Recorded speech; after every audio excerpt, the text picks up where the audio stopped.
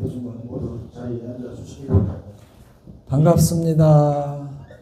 이게 일주일마다 새로운 스님이 와서 법문에 재밌는데 계속 나한테 주어지니 법화경 일월 26일 날이죠. 해양 끝나면 스님들이 일주일마다 바뀔 겁니다. 저도 힘들고요. 제가 몇 자 경을 봤어도 한 16년간 화계 사서 전혀 경을 놓아버리고 그 많은 뭐 사전 같은 거, 책 같은 거 다 누구 주니까 지금 다시 시작한다는 기분으로 살고 있습니다. 여러분들 그래도 주어진 시간에 간단하게 말씀드릴게요.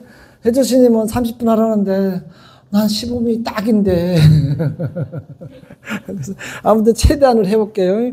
여러분들 법화경 읽다 보면 탑 얘기 많이 나오잖아요. 그리고 제11품 견보다품 품도 있어요. 탑에 관련 품도 있는데 그게 견보다품인데 제가 거기 인용해가지고 간단하게 말씀드릴게요. 그때 부처님 앞에 높이가 500유순이고 가로 세로가 250유순인 칠보탑이 땅에서 솟아올라 호응에 머물러 있었습니다. 여기까지 또 다른 데 인용할게요. 보바탑에 공양하고 공경하며 존중하고 찬탄하였습니다. 이 보배탑 속에는 열애의 전신이 계시니라. 만일나게 부처가 되어 열반한 뒤에 시방의 국토 중에 모 법화경을 설하는 곳이 있으면 나의 탑이 경전을 듣기 위하여 그 앞에 솟아올라 증명하고 거룩하시다고 찬탄하리라. 여러분들 우리나라에서 탑 제일 유명한 데가 어디예요? 본사 중에서. 갑자기 생각 안 나죠? 사실은 불국사의 석가탑과 다보탑이 유명해요.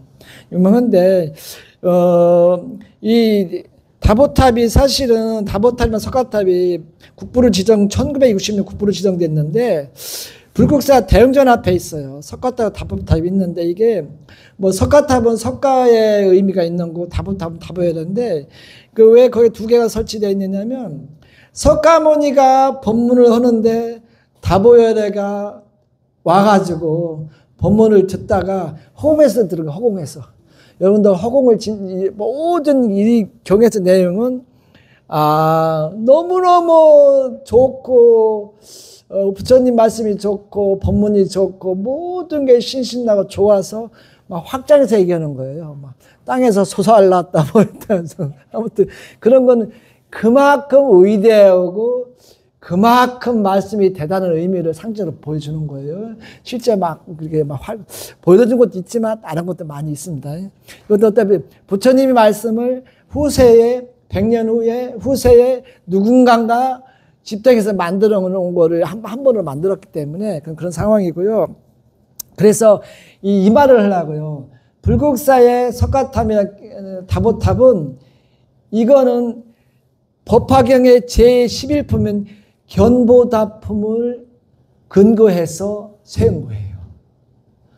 그래서 이게 아무튼 제가 왜 오늘 탑을 말씀드리려고 하냐면 이게 그 탑이 부처님이 최초에 돌아가시면서 열반하시면서 제자분들이 부처님이 돌아가시면 우리가 뭘 보고 부처님을 경배로 삼고 해야 됩니까? 거기서 탑을 얘기를 해요. 그래서 처음에는 부처님이 열반한 후에 경배 대상을 탑으로 삼으라 해서 거기 사리탑이잖아요. 보통 사리가 들어가니까. 탑을 위주로 경배를 삼으라 했는데 나중에 연꽃도 돌아요.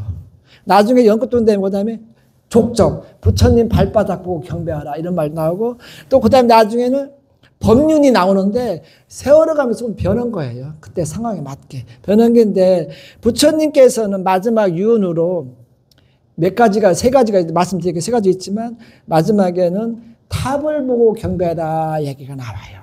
그럼 나오는데 부처님이 그렇다면 탑 얘기하려면 이제 부처님이 돌아가시기 전에 간단한 유훈 몇 가지 말씀드리는 걸 얘기해줘야 얘기가 나오거든요. 이게 뭐냐면 부처님께서 여러 사람 84,000 무수원 84,000을 의미하는 얘기는 무수하다. 인도에서 84,000 말이 이렇게 많이 쓰인답니다. 그래서 무수히 많은 사람들을 포교하고 중생들을 건졌지만 마지막에 돌아가시기 전에는 이교도인 스바다라를 마지막 기화하고 몸이 너무 안 좋고 새은 거를 스스로 느끼고 부처님께서 내가 죽을 날이 얼마 안 남았구나 하다가 이제 들어 놓으셔요. 들어 놓으시는데 이렇다 앉았다도 하겠죠. 잠시 아플 때니까. 들어 놓으신 상태에서 이제 그 제자분들이 옆에 있는 제자들이 다 왔을 거 아닙니까? 소문 듣고 가까이 있는 제자들은 왔겠죠. 소문 듣고 다 앉아 있는데 가만 부처님이 이제 누워 계시고 안 좋은 상태니까 가만히 있는데 제자 있는 중에 한 제자가 물어요. 부처님께서 지금 이런 상황인데 많이 아프고 안 좋은데 돌아가시기 전에 뭐 하실 말씀 없으십니까? 물어봐요. 그렇다면 침묵을 탁 하다가 내가 뭐 속으로 내가 뭘 말이 있겠나 뭐 하다가 이제는 세 가지를 말씀하세요. 제가 말씀하는데 안 할까 하다가 보통 경에서는 제자분들이 세 번씩 질문해요. 해주세요. 안 된다. 속으로는 안 된다. 부처님께서는 안 된다 하다가 하는 거예요. 동양적인 미덕 같아. 그래서 말씀을 하시는데 세 가지를 말씀하세요. 첫째는 뭐냐면 내가 죽은 후에는 스승이 없다고 볼 수도 있지만 내가 죽은 후에 너희들은 개를 스승으로 삼아서 살아가라. 사실은 스님들이 많은 개를 많은 개가 아니라 스님들이 개만 잘 지켜서 살아도 불교가 많이 변화가 있을 거예요. 제자분들은 뭐 3개, 5개가 여러 가지 10개도 있지만 많이 변화가 생겼는데 이 개가 쉬운 듯 하면서 지키기가 막 힘든 게 개예요, 사실은. 비구들은 250개인데 비구는 348개인데 그거를 잘 지키려면 개 쪽으로만 나가야 돼.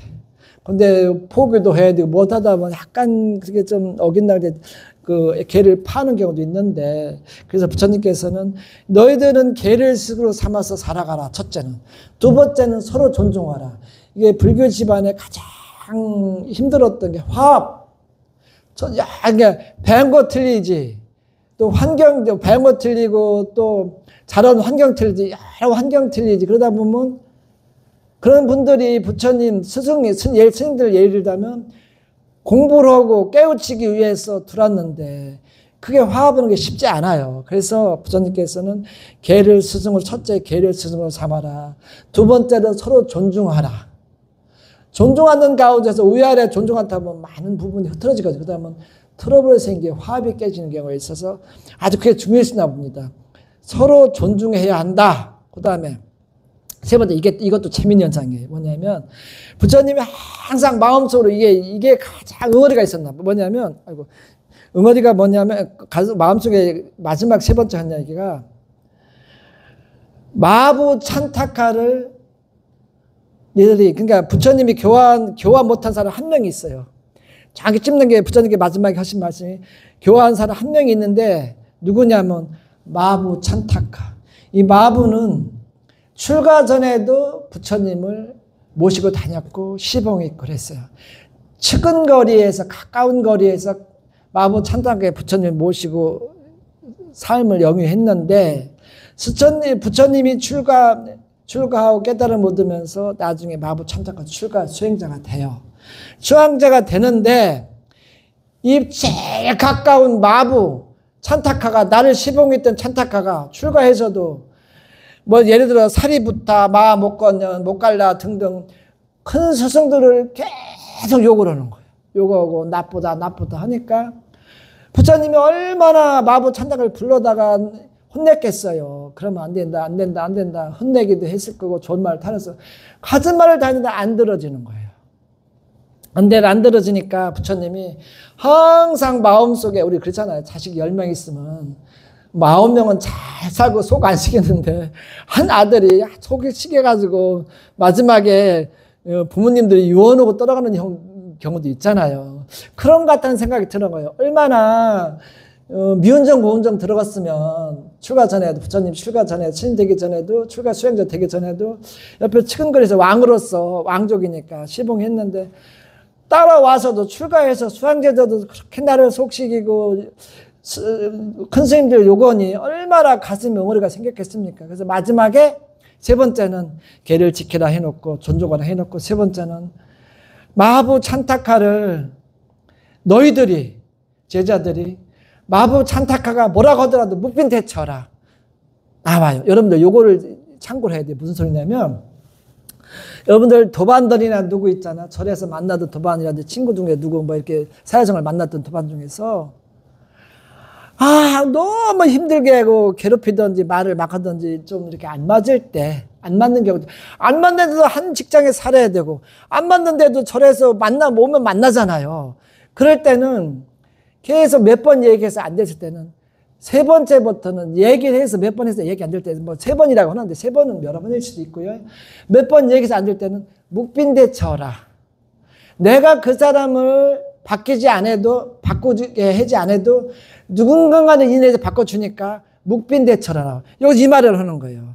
내가 가장 아킬레스 건인 마부 찬탄카 때문에 너무 평생 수행자로 살면서 힘들었는데 내가 교화 못한 게 힘들었고 있는데 너희들이 마부 찬타카가 뭔 얘기해도 데리고 오지 말아라. 그냥 넘어가라. 그러면 얘가 이 마부 찬타카가 바뀌지 않겠냐 그런 생각을 하면서 말씀을 하셨는데 주위의 제자분들이 부처님 돌아가신 후에 마부 찬타카한테 얘기를 했어요. 부처님이 돌아가기 전에 세 번째 유언이 너 때문에 유언을 했다 이렇게 얘기해요. 얼마나 속이 상했으면 이렇게 돌아가시기 전에 너 때문에 속상했던 얘기를 너한테 우리한테 얘기했겠냐. 너 정신 차려라. 그러면서 마부 찬탄카 돌아가기 전에 그렇게까지 말씀했다고 유언을 남겼다고 하니까 엄청 울어요. 엄청 울고 막 땅을 치고 막 그러는데 이미 떠났잖아요. 그래서 내 생각에 뭐 열흘 울은 것 같아요. 제 생각이에요. 보통 이 경에서 10을 많이 써요. 원만수학에서. 그래서 열흘 울었다는 진짜게요. 열흘 울었는데 울고 나서 그때부터 마부 찬타카가 변화가 생겨요. 진짜 올곧던 수행자가 돼요. 수행자 되는데 그래가지고 그래도 마부 찬타카가 올곧게 수행됐어도 막 칭찬 얘기는 안 나와요. 경에서도 갑자기 경이 생각나. 그 경에서도 안 나오는데 아무튼 변해가지고 올바른 수행자로 살았다 이렇게 나오는데 앞으로 그와 같듯이 여러분들도 무슨 일이 있을 때 도반이라든지 밖에 친구라든지 사회생활 만나서 안 만난 친구들 허거지로 막 뒤에서 뭐라고 하면서 할 필요 없어요. 그냥 몇 번 얘기해서 안 됐을 때는 그냥 묵빈대처 나와라. 내가 그 사람을 교화 못 시키고 생각이라든지 여러 잘못된 걸 변화를 못 줄 때는 누군가가 인연에서 하게 되니까 그냥 묵빈대처 말하지 말아라 이렇게 나와요. 그런 얘기 나오는데 아무튼 여러분들 그러면서 이제 마지막에 이게 중요해요. 탑을 얘기 위해서 길게 장황하게 늘게 내가 얘기한 거예요. 뭐냐면 부처님이 돌아가면서 세 가지 얘기했잖아요. 계를 지켜라, 서로 존중해라, 그 다음에 마부 찬타카를 좀 이렇게 묵빈대처라 했는데 그러면서 부처님이 몇 마디 제자분들에 의해서 몇 마디 했는데 또 부처님이 이 말씀을 해요. 너희들은 나한테 할 말이 없느냐. 그래서 다들 무견하게 가만히 있어요. 그 분위기에서 돌아가시려는데 슬픈데 뭔 얘기가 있겠어. 그러다가 아무 얘기 없으니까 부처님 이런 말을 해요. 의문이 없느냐, 물을 말이 없느냐 물어보니까 가만히 있으니까. 그래서 얘기가 없으니까 슬픈데 뭔 얘기 하겠어. 그래서 이렇게 나와요, 부처님이. 만들어진 거는 변해간다. 비구들이여 게으름 피우지 말고 부지런히 정진하여 너희들이 수행을 완성하도록 해라. 이게 중요해요. 이게 여러분들 집착한다 우리가 막 그러잖아요. 막 뭐 있으면 그게 영원히 갈지 알고 집착하고 그런다고 하잖아요. 그거를 대비해서 만들어진 거는 변해간다. 변한다는 얘기예요. 돈도 1억 있다가 2억 있다가 뭐 없다가 막 변하고요. 이런 바위도 우리가 모르지만 조금씩 큰 바위도 언젠가 좀 떨어지다 보면 나중에 많은 세월가 없어지니까. 그래서 만들어진 거는 변해간다. 비구들여 게으름 피우지 말고. 게으름도 중요해요. 수행자는 게으름은 빵점이에요. 게으름 피우지 말고 부지런히 정진하여 너희들의 수행을 완성하도록 하라. 이렇게 나오는데 그러면서 이제 부처님이 돌아가셔요. 돌아가시는데 석가족이잖아요, 부처님이. 근데 돌아가신 쿠시나가르가 쿠시나가르가 돌아가셨거든요. 말라족이 사는 곳이에요. 말라족. 많이 말랐나 봐요. 말라족이라는 거 보니까. 말라족이 사는 곳인데 부처님도 왕족 출신이잖아요. 그리고 말라족도 왕족이 있을 거 아니에요. 그래서 말라족이 사는 곳이 쿠시나가르인데 부처님이 거기 돌아가셨기 때문에 그 말라족 왕들의 입각해서 왕들의 돌아가시면 답이에 입각해서 답이라고 우리는요. 이렇게 해서 화장을 해요. 화장을 하는데 사실은 인도는 나무도 많지 않아요. 그리고 워낙 지금도 가면 여러 개 살아가지고 천민들은 화장을 해도 나무 몇 개 못 올려요. 그래서 화장장에 한번 저 가봤는데 그래서 나무를 올리는데 천민들은 그냥 대충 나무 올려서 그냥 해요. 하면 다리가 이렇게도 올라가고 막 올라가요. 이게 불을 붙이면 이게 화기에서 막 팽창되고 막 그러나 봐요. 확 올라가요. 깜짝 놀랐어요. 보다가 다리가 확 올라가는데 아이고 살아있는 줄 알았어요. 그게 그 불에 그런 경우도 있는데 일반 사람들은 그래서 다 천민들은 그거를 화장을 제대로 못해요. 나무 갖고 열악해서. 그래서 그냥 겐지스강에 강물에 버려요.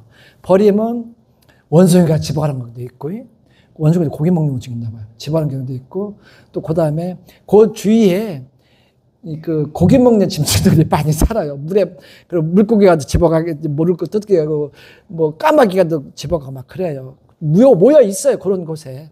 더러운 곳에 똥파리가 모이듯이 모여 있어요. 그래가지고 그러는데 부처님은 왕족 출신이니까 말라족 그 의식 있는 왕족 사람들이 나무를 잘 해서 겹겹이 부처님을 앉혀고 자고 발바닥이랑 머리만 내놔요. 그 의미는 모르겠어요. 그것까지는. 그리고 우리나라처럼 쌀도 집어넣어 준대요. 근데 그 외에 우리나라는 그거 다음 생에 복 받으라 그 넣는데 우리 그 뭐지 염월 때 넣잖아요. 인도도 넣는답니다. 아마 그 다음 생에 복 받는 것 같은데 그것까지는 제가 안 알아봤어요. 그런데 그래가지고 발바닥이랑 다 나무로 덮어요. 발바닥 머리만 살짝 머리만 내놓는데 부처님은 워낙 나무를 장작을 잘 해서 완전 연소가 돼요. 완전 연소가 돼가지고 이제 되는데 문제가 일주일 이상 완전 연소했는데 근데 완전 연소가 됐는데 이거 완전 연소가 요 얘기를 내가 좀 순서한테 바뀌었네. 뭐냐면 완전 연소가 되긴 됐는데 일주일간 화장을 못 해요. 타지를 안 해요. 왜냐 그러냐면 부처님의 상수 제자라고 할 수 있는 마가섭이 안 와요. 마가섭이 안 와요. 나중에 보면 이게 부처님 법당 같은 데 질 때 부처님이 또 다른 사람을 좋아해요. 왜 좋아하느냐? 그게 나중에 나오는데 왜 좋아하냐면 건물 질 때는 제자들 스님들이겠죠. 수행자들이 있지만 건물 질 때 수행자들이 잘 건물 법당 짓고 할 때 잘 도와주는 수행자를 또 이뻐해요.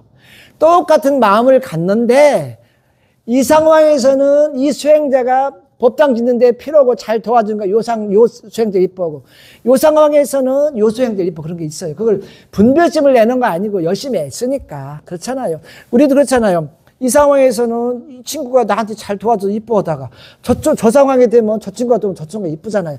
그런 식으로 누구 좋거나 떠나서 그런 식으로 보시면 돼요. 그래서 마가섭이 안 와가지고 화장 일주일 정도 내가 먼저 얘기했는데 앞뒤 뒤바뀌어 됩니다. 화장이 안 돼요. 타지가 않아요. 왜 타지가 않느냐? 마가섭이 안 와서 그랬어요.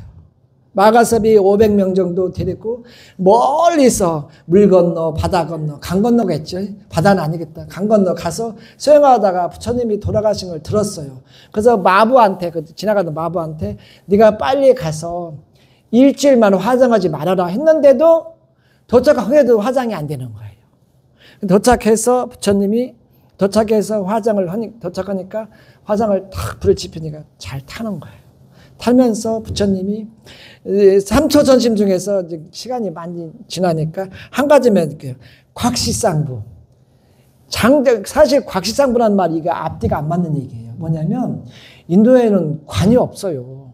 이게 중부로 넘어오면서 삼처 전신 속에 꽃으로 의미를 드러내고 마가섭한테, 그 다음에 그 다자타 분전반에서 탑 앞에서 드러내고 모습을 드러내고, 마지막에 곽시상부 탑에서 탑을 부처님을 다 탑 속에 다 이렇게 다 염해서 묶어 놨는데, 염해서 놨는데 밖으로 발을 두 발을 보이고 머리를 보였다는 곽시상부 나오는데, 이거는 만들어진 걸 거예요, 중국에서.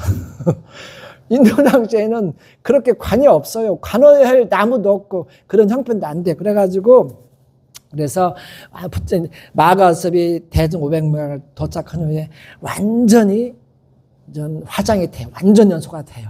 그래서 완전 전조가 해서 우리로 요즘 얘기하면 연소가 된 이후에 다 사리를 채취해요.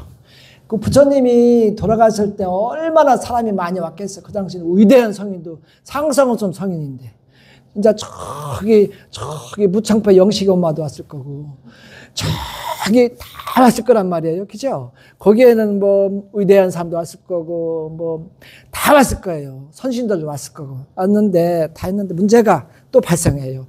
그 많은 사람들이 왔는데, 화장을 했는데, 사리를 줬잖아요. 사리가 84치, 어마어마한 사리가 나왔다 보면 돼요. 84치는 사리가 엄청 나왔다 생각하면 돼요. 그 사리를 많은데, 이걸 네가 갖는다, 내가 갖는다, 거기서 막 영식이 막 갖는다, 뭐 말라족이 갖는다, 뭐 누가 갖는다 막 할 거 아닙니까?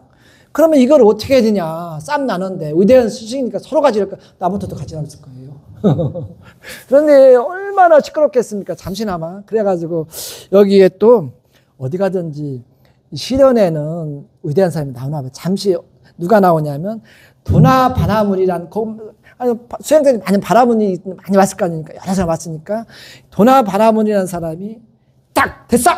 내가 할 거야. 다 불러라! 그래가지고 어느 위치에 있던 사람인가 봐요. 그래가지고 다 물러나. 그래가지고 상의해서 8나라 부족한테 꼭 가까이 8나라 부족한테 사리를 보내요. 보내고 여러분들 사리탑만 생각하잖아요. 이 탑에 10개의 탑이 나와요. 여기 뭐 나오냐면 10개의 탑 중에서 8개는 사리탑이에요. 2개는 사리탑이 아니에요. 이게 중요해요. 요것만 잘 알고 있어요. 사리는 다 아시니까. 2개가 사리탑이 아닌 게 나와요. 뭐냐? 8부족한테 나눠주는데, 요게 누구냐면, 마가다국에 나눠주고, 마가다국에 나눠주고, 바이샬리에 나눠주고, 발레살리에 나눠주고, 알다카바에 등등 나눠줘요. 나눠주는데, 8개는 이런 데에 나눠주는데, 2개는, 하나는 사리를 담았던 항아리 탑이 만들어지고, 하나는 사리를 골라낸 재를 갈았을 거 아닙니까? 그거를 재탑이 만들어져요. 그래서 사리탑 8개에다가, 그 다음에 항아리탑 하나, 사리를 담았던 항아리탑 하나, 그 다음에 재탑 하나. 이게 뭐냐면요. 이게 재밌는 게, 이 사리탑은 도나 바나문이 가져가요. 자기는 욕심 필요하면 안 되니까. 사리를 8군데 나눠주고, 도나 바나문이 자기가 갔다가 사리탑을 항아리탑을 하나 만들고, 또 피팔리 바나라는 곳으로 가서 재탑이 만들어져요. 여러분들, 내가 방금 전에 10개를 막 설명하면 길어지니까, 사리탑에 있는 거 재탑과 항아리탑이 있다는 거 알고 계세요. 이게 이렇게 알고 계시면 되고요. 그렇게 해가지고 탑을 10군데를 나눠 가요. 근데 이게 문제가 이제 많은 세월 지나서 탑이 어딘지 잘 모르는데 알긴 아는 탑도 있고 모르는 탑도 있는데, 부처님이 열반 후에 200년 후에 들어봤을 때 아스카라는 왕이 나와요. 이 아스카라는 왕이 굉장히 심신도 있고 굉장히 인품도 있고, 그래서 애초부터 인품 있는 사람은 아닙니다. 근데 왕이 돼서 부처님을 인연을 맺게 된 이후에 200년이지만 부처님 말씀을 듣고 인연을 맺어서 사람이 완전히 변해서요. 요즘으로 얘기하면 호인, 정치를 잘하는 왕이 된 거예요. 그래가지고 부처님을 너무 흠모해서 부처님이 사리가 있는 곳을 찾아다니면서 탑을 세워요. 사리탑을 나눠서 막 세워요.